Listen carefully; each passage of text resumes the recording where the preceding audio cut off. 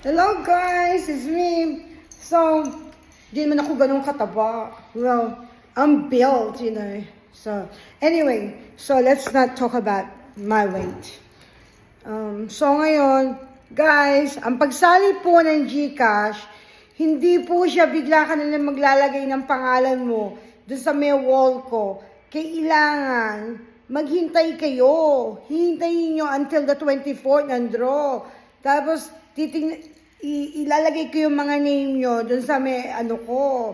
So, kung consistent kayo na mag-ano kayo, na sabihin nyo na eto po yung ko, ganito, ganyan, tapos mag-like kayo, mag-share kayo ng mga post ko, ganon. So, pag nakita ko na dumaan kayo sa wall ko, na consistent kayo, na nag-hello kayo, nag-ano kayo sa mga ko, so, pipiliin ko po kayo. Tapos, magiging, dun po kayo sa GCash draw ko. So, ganon lang, ganon po yun.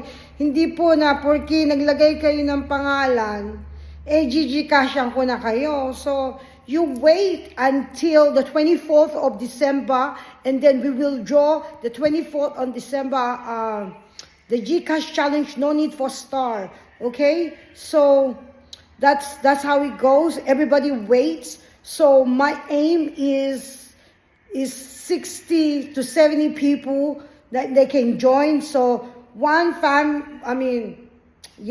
name, one entry, okay? Thank you guys, thank you. I hope you all understand what I said, and I said it already in Tagalog. So yeah, sorry, I'm